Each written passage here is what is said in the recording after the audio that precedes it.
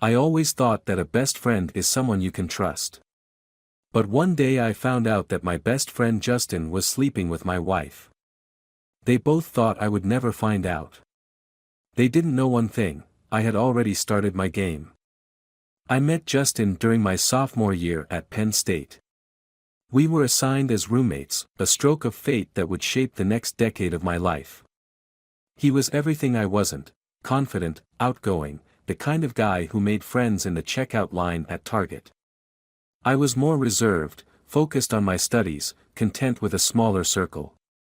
"Hey man, I'm Justin," he said, extending his hand that first day. "Looks like we're gonna be roommates." Something about his easy smile made me trust him immediately. We became inseparable. When my mom got sick during junior year, Justin drove me home to Cincinnati and stayed the weekend, charming my entire family. When I bombed my LSATs, he bought a case of beer and let me vent until sunrise.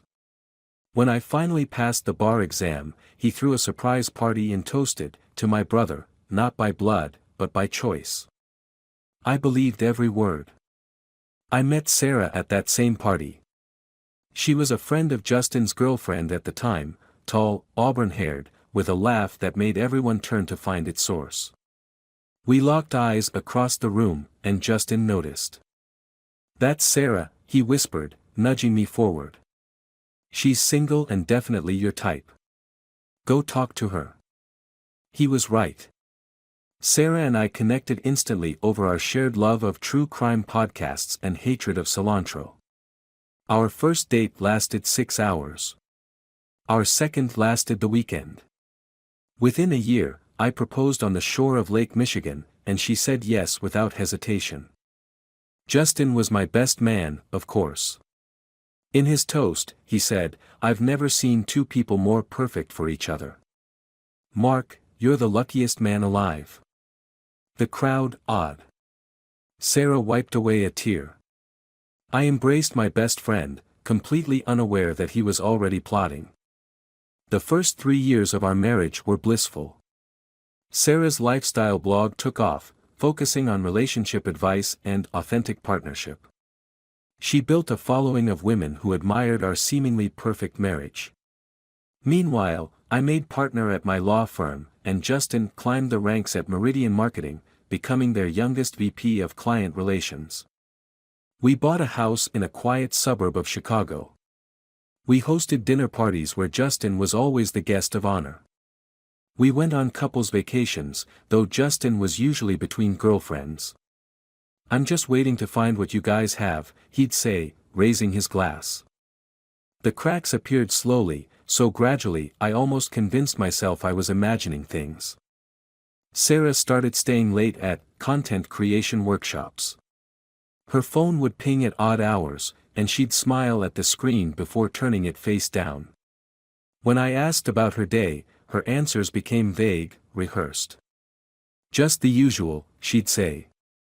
"Working on next month's content calendar." Justin began canceling our weekly basketball games. Swamped with this new account, he'd text. "Rain check." I believed them both. Why wouldn't I? The revelation came on a Tuesday.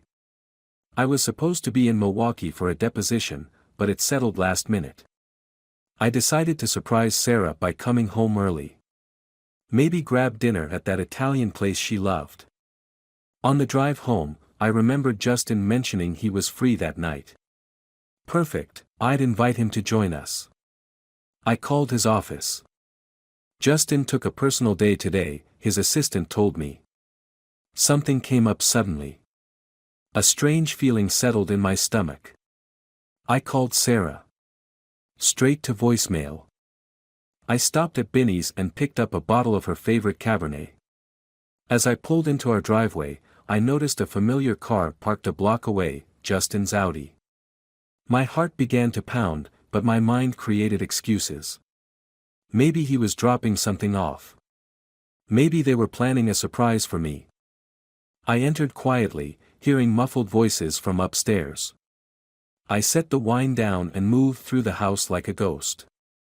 As I reached the bottom of the stairs, I heard Sarah's laugh, that same laugh that had once drawn me across a crowded room. But this time, it wasn't meant for me. I should have confronted them right then.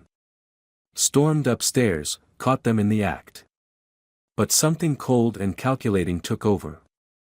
I silently backed away, returned to my car, and drove to a hotel. That night, I couldn't sleep. I stared at the ceiling, replaying every moment of the past few months. How long had it been happening? How many times had I been the fool at my own dinner table? In my own home? The next morning, I called the office and took a week off. Family emergency, I told them. It wasn't entirely a lie. I checked into a different hotel and began my investigation. Sarah thought I was in Milwaukee, so I had time. I hired a private investigator, an ex-client who owed me a favor. He delivered results within 48 hours, photos of them entering a downtown hotel, time-stamped text messages recovered from our cloud backup, restaurant receipts. They had been carrying on for at least 6 months. The messages were the worst. "Mark is clueless," Sarah had written. "He actually believes I'm at a content creator workshop right now." Justin's response: "That's why we work so well together. You deserve better than him anyway." My wife: "You're right. I do." I read their conversations for hours, feeling my chest tighten with each exchange. They weren't just betraying me, they were mocking me, belittling me, planning a future without me. I returned home on Friday, acting as if nothing had changed. Sarah greeted me with a kiss that now felt like poison. "How was Milwaukee?" she asked, not quite meeting my eyes. "Productive," I said. "The case settled." "That's great," she replied, already checking her phone. "Justin might stop by later. He has those Blackhawks tickets he wanted to give you." The audacity was breathtaking. "Perfect," I said, smiling. "I haven't seen him all week." That night, I watched them interact at our kitchen island. The subtle touches, the inside jokes, the way her eyes lingered on him when she thought I wasn't looking. Justin slapped my back and handed me the hockey tickets. "Floor seats, man. You deserve it after that big case." I thanked him, forcing enthusiasm into my voice. "We should all go together." Sarah quickly interjected.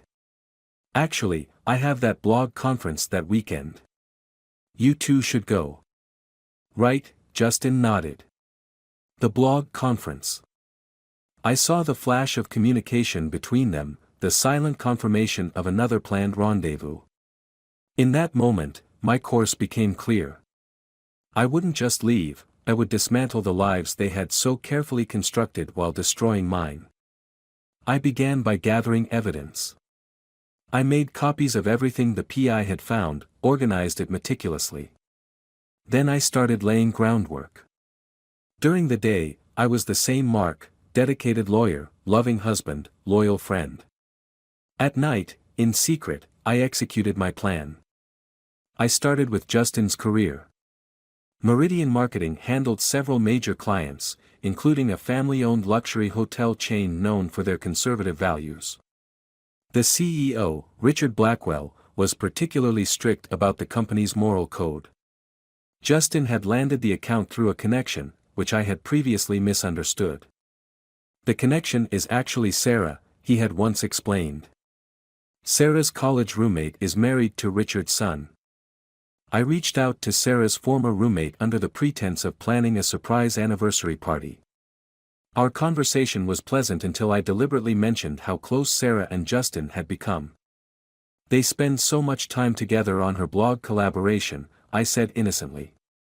"Sometimes I feel like the third wheel." Her pause spoke volumes. "Blog collaboration? I didn't know they were working together."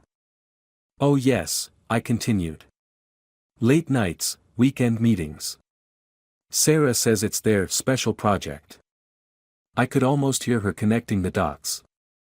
Within a week, rumors began circulating at Meridian about Justin's inappropriate relationships.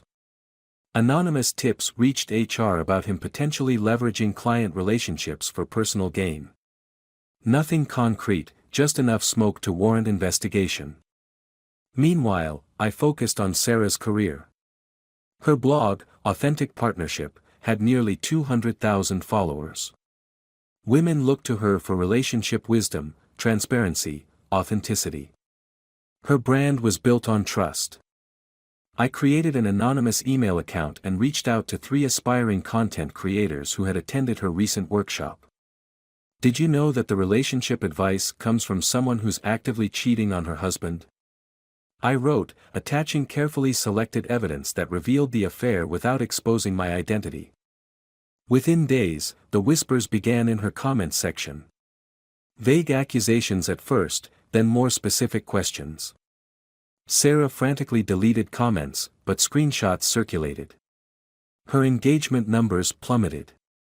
At home, I maintained the facade.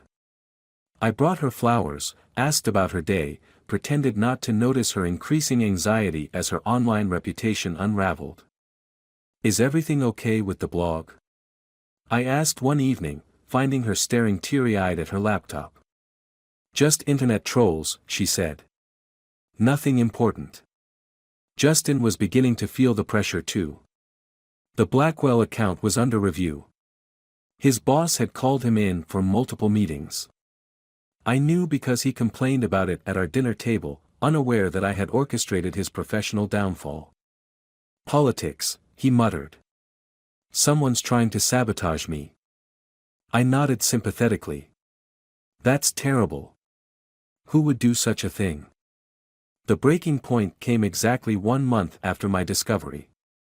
I had just executed the final phase of my plan, sending a comprehensive dossier of evidence to Justin's boss, Richard Blackwell, and the board of directors at Meridian Marketing. That evening, Justin called in a panic. "Mark, I need legal advice," his voice shook. "I've been suspended pending an ethics investigation. They're saying I exploited client relationships, but it's all bullshit." "That's terrible," I replied, injecting concern into my voice. "Come over. We'll figure it out." Sarah was home, working desperately to salvage her crumbling online presence. When Justin arrived, his face was ashen. I watched their subtle exchange, her widened eyes, his slight head shake. "What happened?" I asked, playing the concerned friend. He explained the situation, careful to omit any connection to Sarah.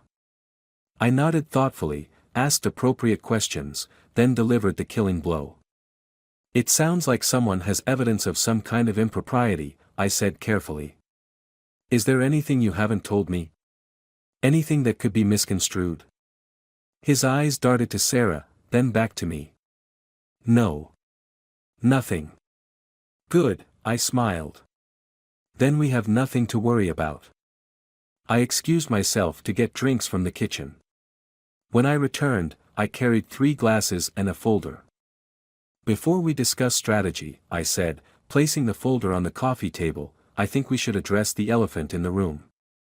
Their faces registered confusion, then alarm as I opened the folder. "What is this?" Sarah whispered, staring at the photos of them entering the downtown hotel. "Evidence," I replied calmly. "Of your 6-month affair. Of your mockery of me. Of your betrayal." Justin immediately went on the offensive. "Mark, this isn't what it looks like." "Stop," I cut him off. "I have read every text. I have seen every photo. I know exactly how long this has been happening and what you both think of me." Sarah began to cry. "Mark, please." "Please what?" I asked. "Please forgive you. Please don't tell anyone. It's too late for that." I explained exactly what I had done. The rumors at Meridian. The whispers among her followers. The evidence sent to Blackwell. "You did this?" Justin stood, his face contorted with anger. "You ruined my career." "No," I corrected him. "You ruined your career when you decided to sleep with my wife." I just made sure you faced consequences. Sarah was shaking. My followers, my credibility, you destroyed everything. Again, incorrect, I said, my voice steady. You destroyed your credibility when you built a brand on authentic partnership while cheating on your partner. I simply revealed the truth. I stood and walked to the door, opening it. I've already moved my essential belongings. Divorce papers will be delivered tomorrow. The house is in both our names, so that'll be handled in the settlement. I looked at Justin. Meridian's board meeting is Monday. I wouldn't expect to have a job after that. Justin lunged forward, but I was prepared. I wouldn't, I warned. Assault charges wouldn't help your situation. He stopped, breathing heavily. You're making a mistake. This isn't over. I smiled. Actually, it is. You both thought I was oblivious, easy to fool. You thought I wouldn't fight back. That was your mistake. I walked out, closing the door on their stunned faces. In the weeks that followed, their lives unraveled exactly as I had planned. Justin was terminated from Meridian. The Blackwell account was reassigned. No marketing firm in Chicago would touch him. He eventually relocated to Denver, starting over in an entry-level position. Sarah's blog hemorrhaged followers. Her sponsorships cancelled. The women who had once admired her now condemned her hypocrisy. She tried rebranding, but the internet never forgets. She called incessantly at first, alternating between tearful apologies and angry accusations. You didn't have to destroy my career, she screamed in one voicemail. You didn't have to destroy our marriage, I replied in a text, then blocked her number. The divorce was finalized 3 months later. I kept the house but sold it immediately. Too many memories. I transferred to our firm's Boston office for a fresh start. Sometimes I wonder if the revenge was worth it. I lost my wife and my best friend in one fell swoop. But then I remember their messages, their laughter behind my back, their complete disregard for my trust, and I know I made the right choice. They thought they were the players. They never realized they were being played.